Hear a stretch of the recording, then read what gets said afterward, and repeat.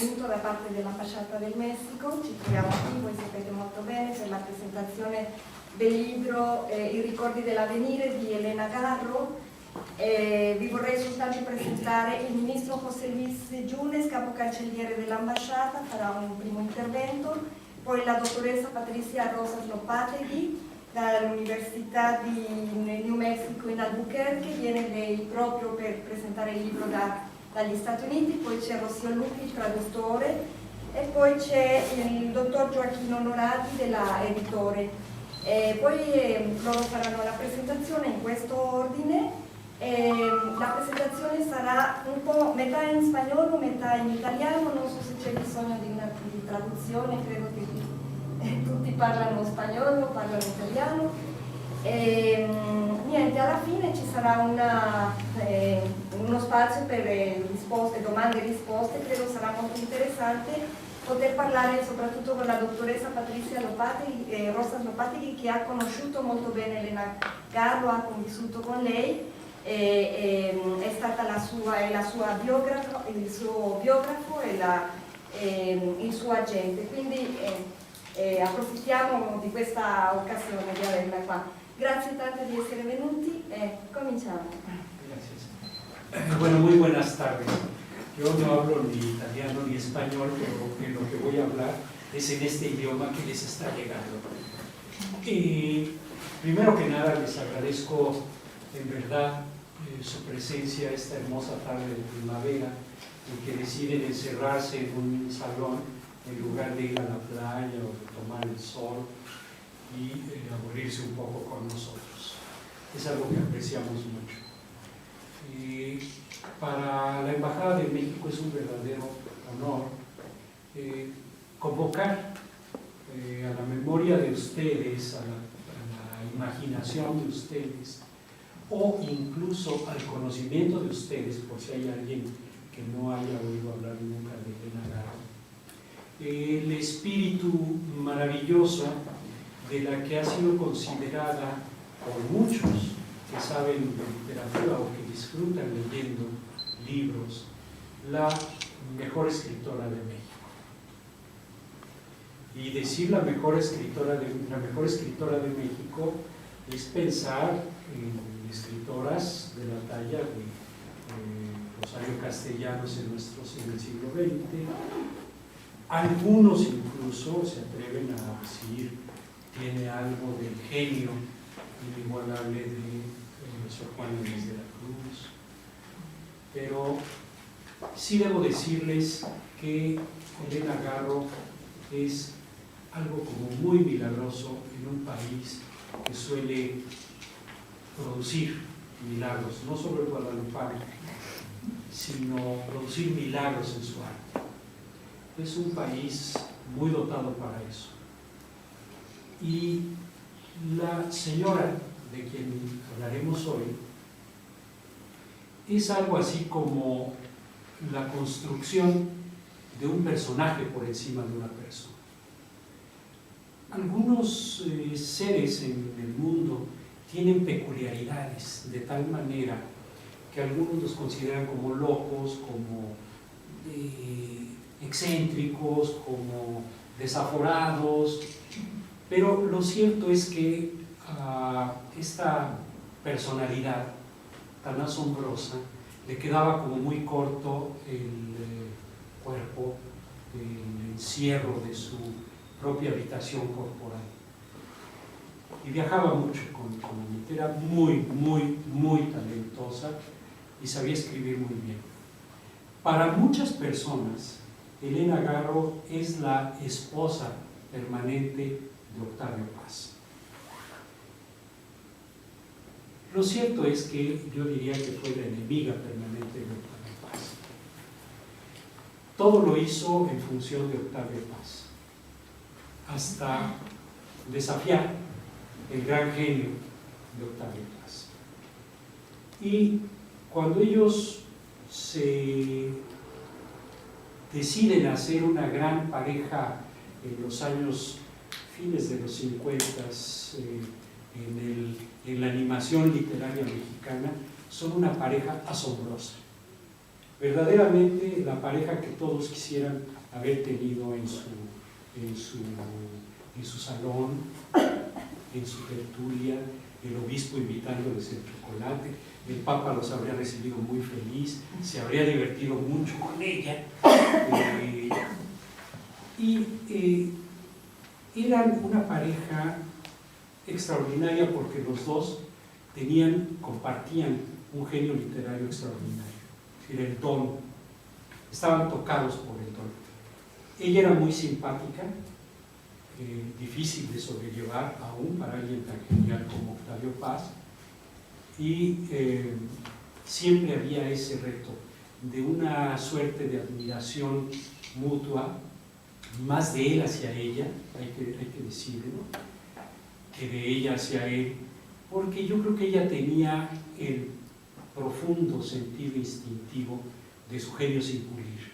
Octavio Paz, en cambio, era un hombre que sabía cómo destacar sus facetas. Si hubiera sido una especie de modelo o de actor de cine, habría sabido cómo poner el perfil. En su época fue un hombre muy guapo, muy atractivo, pero en el conjunto era verdaderamente deslumbrante la posibilidad de encontrarlo a él con una mujer que era su igual, que era, digamos, su equivalente, era Octavia y Heleno. Eso me gustó. No quiero meterme en el terreno de nuestros queridos invitados, ellos lo harán muchísimo mejor. Solo quisiera decirles que en algún momento de mi larga carrera en el servicio exterior y en el servicio público, tuve la fortuna maravillosa de conocer a Elena Garro, no la Elena Garro de los 40, de los 50, ni la Elena Garro agogó yeye de los 60, que también lo fue, sino una candorosa viejecita que abría la boca y hacía juicios demoledores sobre lo que uno generalmente había creído y daba por sentado que era así. No, ella nos decía: te equivocas, querido, el mundo es otra cosa. El mundo no es lo que tú me dices, el mundo te lo voy a enseñar yo. Y lo enseñaba. Después de estar con ella, con ellas, salíamos siempre con la sensación de que había habido una nueva invención del mundo. Elena Garro era, como los grandes genios literarios, una mujer que escribió, pero que produjo siempre literatura, aún en la menor de las conversaciones. Es impresionante. A esas personalidades hay que ponerle siempre un escritor al lado para que transcriba todo lo que dice, porque todo es fundamental para la literatura. Son como libros que van caminando. Yo quisiera nada más, si ustedes me lo permiten, robarles un poquito de tiempo para contarles una historia que ella me contó en medio de sus gatos en un departamento agobiante por el calor de Cuernavaca, muy pequeño, que olía a Elena por encima del olor de los gatos, y que para poder hablar con ella teníamos que sacarla de ahí porque si no nos asfixiábamos todos.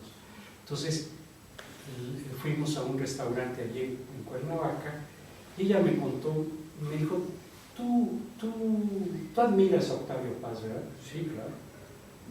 Era mi vecino, por cierto, en el edificio donde yo vivía, en México. Sí, claro, lo admiro mucho. Tú eres diplomático, ¿verdad? Sí, sí. Él también. ¿Tú quieres tu carrera, tu trayectoria profesional? Sí.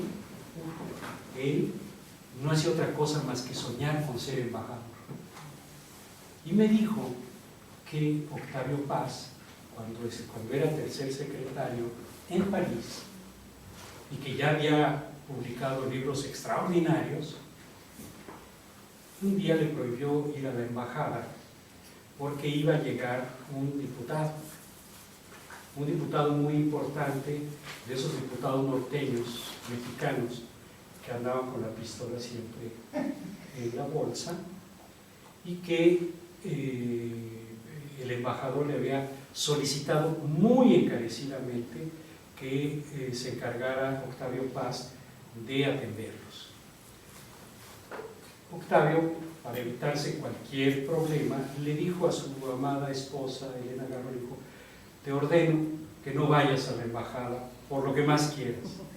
No vayas a la embajada. ¿Qué hizo Elena Garro? Fue a la embajada.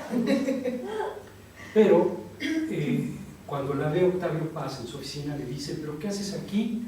Tienes que salirte porque están por llegar el diputado. Y entonces dijo: pues, ¿y qué voy a hacer? Ni modo que me salga por la ventana. Sí, eso, sal por la ventana. ¿Me lo dices en serio? Sí, pues si sales por ahí te ve.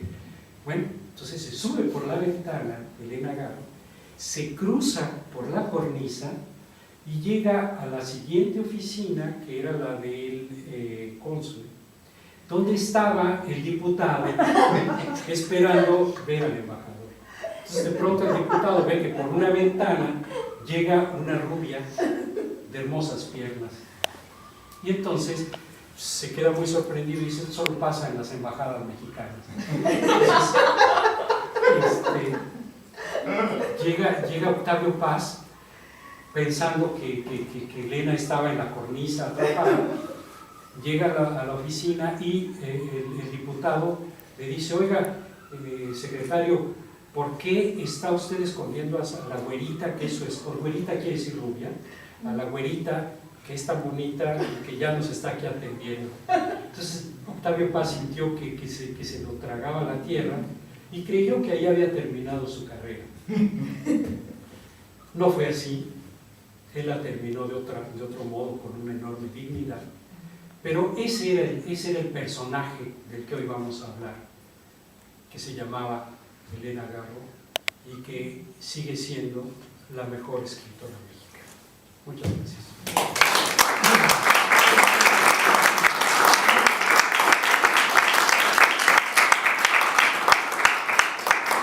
Bueno, si ustedes me lo permiten, le pediría a Patricia, que es, como dijo Lolita al respecto, la biógrafa de Elena Garro, y yo más bien diría que es algo así como su feligresa. Bueno, pues muchísimas gracias. No sé si escuchen bien sin el micrófono, Sí, tal vez, sí, ¿verdad? sí, Está muy bien. Bueno, pues buenas tardes. Me siento profundamente honrada de encontrarme el día de hoy en la Embajada de México, en su sede en la ciudad de Roma, para celebrar la traducción en lengua italiana, al decir de Octavio Paz, cito, de una de las creaciones más perfectas de la literatura hispanoamericana contemporánea, Los recuerdos del porvenir, de Elena Garro. Agradezco esta distinción al señor embajador Jorge Eduardo Chen, titular de esta dependencia, al señor ministro José Luis Yunes Celis, a la agregada cultural María Dolores Repeto, así como a cada uno de los miembros de esta embajada por su generosidad e interés al recordar que tenemos en Elena Garro a uno de los creadores más relevantes de la literatura mundial. Gracias a la traducción de Rocío Luque, una chica italo-española y mexicana de corazón, entusiasta admiradora de Elena Garro, los lectores italianos podrán degustar una obra que es ya un clásico en las letras universales, Los recuerdos del porvenir, que es decir, I ricordi dell'avvenire.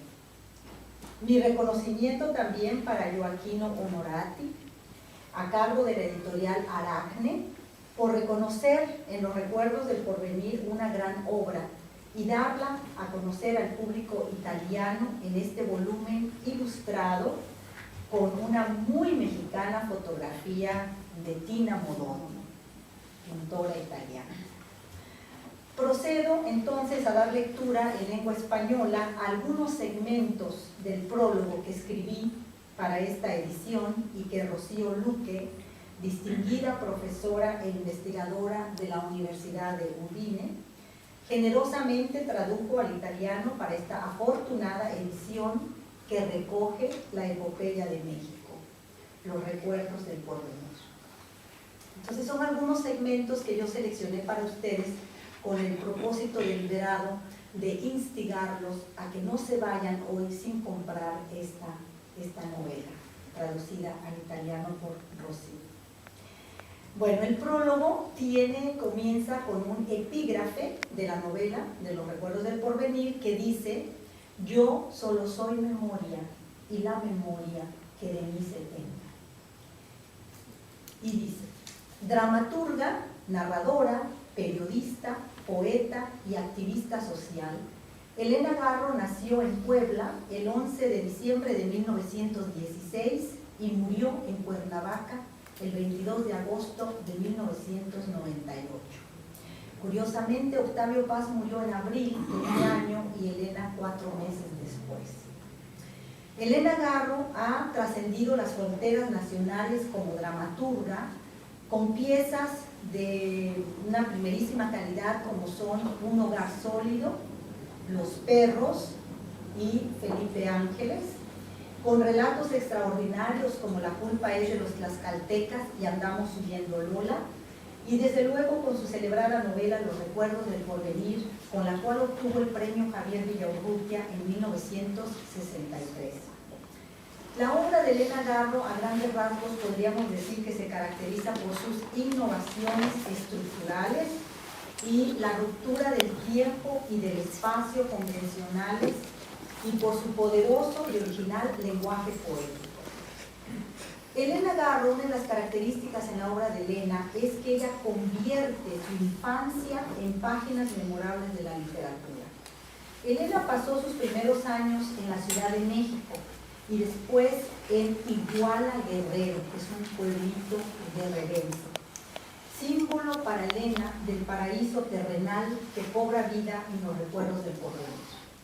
En esta novela, Elena recrea su infancia transcurrida en Iguala en tiempo de la Guerra Cristera, al lado de sus hermanas Beba y Estrellita, su hermano Albano, su primo Boni, y los indígenas que servían en las casas de José Antonio y Bonifacio Garro. Junto con sus familiares aparecen los indios, Rutilio, Félix, Candelaria, Tefa y Seferina, sin cuya presencia no habría historias que contar. Los indígenas son el eje motor de lo que Elena nos cuenta. Y este es uno de los grandes méritos de su producción literaria: la integración o la fusión de los dos mundos o de las dos caras de México. Hija de padre español, José Antonio Garro, y de madre mexicana, Esperanza Navarro, Elena fue educada en la tradición occidental y en el pensamiento mágico de los indígenas. Esta convivencia entre Occidente y el mundo prehispánico provocó una nueva realidad, la realidad de México, la que Elena mostró en los recuerdos del porvenir.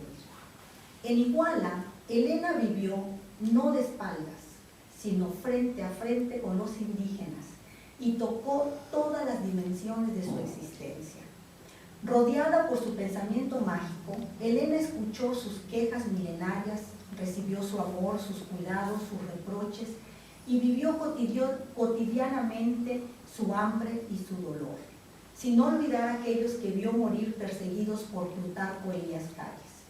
Todo esto hizo mella en la identidad de Elena y formó parte definitiva de su psicología. Así lo demuestran estas palabras de Elena Garro en una entrevista que le hizo Elena Poniatowska. Elena Poniatowska entrevistó a Elena Garro en 1963. Elena comienza su activismo social a defender a los indígenas que estaban siendo masacrados en Aguatepec, Morelos, y les estaban quitando sus tierras, los banqueros y los funcionarios. Y comienza pues un activismo bastante provocador para el sistema. Tenemos que recordar que en los años 50 En México el PRI, el partido en el poder, había pues un gran silenciamiento, no había libertad de expresión y ni libertad de prensa, y Elena se lanza, digamos, a esta cruzada por los indígenas de este pueblo que estaba siendo masacrado. Y Elena Poniatowska le hace esta entrevista en el 62 y la entrevista nunca se publicó, la entrevista estuvo censurada. Elena Poniatowska publicó esta entrevista hasta 1998, cuando Elena Garro muere. Entonces la publica. Este es un fragmento de la entrevista. Elena Poniatowska le pregunta a Elena Garro: pero, ¿por qué te importan tanto los indios? ¿Por qué los has defendido? Y Elena Garro contesta: es la pregunta que más me interesa. Para responderla estoy escribiendo un libro. Te diré deprisa que me crié entre ellos y que para mí son tan queridos como mi familia española. Aparte de esta razón sentimental, los indios son las personas cultas del país. Me da risa cuando los bárbaros de la ciudad dicen que van a civilizarlos y a incorporarlos. ¿Cómo van a civilizarlos? Enseñándoles las palabras al revés, impuestas por la fuerza de la ametralladora. ¿Y a qué los van a incorporar? ¿Al dinero mal habido? ¿Al mal gusto de sus casotas? ¿A la sordidez de sus costumbres? ¿Y a no ser de ningún país ni pertenecer a ninguna cultura? Es ridículo. Por muy pobres y desamparados que estén los indios, ellos son los depositarios de las formas antiguas mexicanas y de la cultura española. Basta oír hablar a un campesino y a un político para darse cuenta de quién es el bárbaro. Y Poniatowska le repite: ¿y por eso los has defendido? Y Elena contesta: los he defendido porque son nuestras víctimas. El mundo entero protesta cuando linchan al negro de Alabama, pero cuando robamos, humillamos, escupimos, violamos y asesinamos a los indios mexicanos, nadie protesta. Desde hace unos meses, cuando la matazón es muy grande, algunos intelectuales protestan con muchas palabras y pocos hechos. Son muy cautelosos, ¿verdad? Dicen un latifundista, un general, un millonario, y solo el teniente que lleva la ametralladora tiene un nombre tan anodino como Pérez o Martínez. Yo creo, dice Elena, que cuando se defiende algo hay que nombrarlo, y también hay que nombrar de quién o de qué se le defiende. Fin de cita. Esto es precisamente lo que hace Elena Garro en Los Recuerdos del Porvenir. Nombrar lo que somos, lo que es México, a partir de su historia, de sus mitos, de sus crímenes, de sus traiciones, de los siglos poblados de injusticias sociales, en fin, de su memoria colectiva a través de la voz del pueblo de México, encarnada en un lugar mítico llamado Ixtepec. Iguala, en la novela, se transforma en Ixtepec, símbolo de nuestro país, donde cobran vida la cosmovisión mágica, sabia y premonitoria de los antiguos mexicanos, yuxtaponiéndose y a veces fusionándose con el legado de los conquistadores españoles, en otras palabras, lo que somos como nación, indios y españoles, seres duales. Entre 1952 y 1953, Elena no sabía que iba a inmortalizar a ese pueblito del sur de México al escribir una de las novelas más importantes de la literatura universal, Los Recuerdos del Porvenir, que se publica 10 años después. No sabía tampoco que estaba iniciando una nueva corriente en la literatura hispanoamericana, el llamado realismo mágico. Sin embargo, Elena Garro siempre rechazó la clasificación del realismo mágico. A ella le molestaba muchísimo esto de que la etiquetaran como creadora del realismo mágico. ¿Por qué? Porque para Elena Garro, lo que la academia considera magia, la realidad mágica de Los Recuerdos del Porvenir, para ella es la representación de lo que vio, escuchó y experimentó desde niña. Es decir, la representación del pensamiento mágico, mítico y milenario de la cosmovisión indígena que siempre ha estado presente en México y en la cual ella se crió desde niña. Bueno, ella dice que empezó a escribir la novela en Berna, Suiza, en 1953, después de un estruendoso tratamiento de cortisona, como un homenaje a Iguala. Los recuerdos del porvenir es un homenaje a Iguala, a su infancia y a aquellos personajes a los que ella admiró tanto y a los que tantas jugarretas les hizo, como la jugarreta que describió aquí. Con los recuerdos del porvenir, Garro desempolvó y reveló con toda su crueldad uno de los temas prohibidos por la historia oficial, que es la Guerra Cristera, que tuvo lugar de 1926 al 29. Como ninguna novela mexicana retrata los horrores que vivió el país bajo la dictadura del hombre fuerte de la Revolución Mexicana, que es Plutarco Elías Calles, y Elena nos muestra una nación dividida entre los viejos y los nuevos ricos adueñados del poder y los indígenas que vuelven a ocupar su lugar en el pasado. Iguala, Ixtepec, Transfiguración de México, es el pueblo arrasado por un gobierno tiránico en donde los jóvenes no tienen posibilidades de cumplir sus sueños. Los indios son vistos como bestias sin derechos a existir. Y el amor, nos dice Elena Garro, está condenado a fracasar. Todo muere en donde no hay autodeterminación, justicia, pluralidad, respeto e igualdad. Por eso, en los recuerdos del porvenir, todos los personajes están muertos. Leer los recuerdos del porvenir es leer el periódico del día. Es la obra maestra de las letras mexicanas porque capta visceralmente el país que Elena vivió desde niña en Iguala y que sigue repitiéndose en el siglo XXI. La corrupción y las alianzas políticas, el latifundismo y la sociedad racista. Entonces, lo extraordinario de esta novela estriba en que, además de mostrarnos que la realidad política, económica y social del México de ayer no es muy diferente a la de hoy, también es la primera novela que revela los mitos y las tradiciones del mundo prehispánico sincretizados con el pensamiento occidental. Es decir, Elena recupera la dualidad mexicana en todas sus dimensiones. Uno de los aspectos que sobresale en la novela es la inmovilidad en que se encuentran los habitantes. Nada les ocurre. Están rodeados por las fuerzas gobiernistas al mando del general Francisco Rosas, cuyo papel consiste en vigilar el cumplimiento de las leyes revolucionarias. Es decir, que los ricos sigan incrementando su capital al lado de la nueva clase dominante surgida con la revolución y que los indios que reclamen sus tierras sean colgados por los pistoleros mercenarios. Un crítico estadounidense de los años 60, que es Joseph Somers, dijo que en la interpretación del pasado de México, Elena Garro era aún más amargamente crítica de la revolución en conjunto que contemporáneos suyos como Tomás Mojarro, Sergio Galindo, Carlos Fuentes y Rosario Castellanos. Este va a ser uno de los factores en gran parte del silenciamiento sobre Elena, ¿no? Porque Elena va a ser una figura más crítica. Bueno,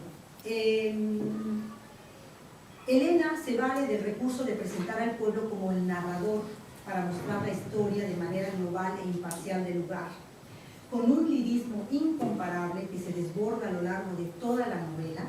Ixtepec comienza así su epopeya. Aquí estoy, sentado sobre esta piedra aparente. Solo mi memoria sabe lo que encierra.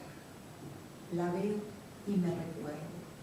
Y como el agua va al agua, así yo, melancólico, vengo a encontrarme en su imagen cubierta por el polvo. Y bueno, con estas líneas yo creo que ustedes ya van a querer leer la novela, ¿verdad? Así comienza los recuerdos del porvenir. Entonces, Elena Garro, es muy interesante la estructura de la novela porque ella parte de dos catalizadores para recuperar el tiempo. Es una fecha que está en la memoria y una piedra mítica que concretiza el espacio. Estos elementos provocan el advenimiento del yo de Ixtepec y lo hacen recordarse. Además, Elena utiliza el símbolo de la piedra aparente como catalizador para indicar la parálisis histórica, social y económica en que se encuentra el pueblo de México, puesto que la piedra es la metamorfosis que sufre una de las protagonistas, que es Isabel, en su búsqueda de la libertad y el amor en un contexto en el que ambos están condenados de antemano. Julia Andrade, por otro lado, otra de las protagonistas, es la amante cautiva del general Francisco Rosas. Ella se desplaza por el pueblo como símbolo de la belleza capturada por el gobierno. En este sentido, Julia representa la belleza de los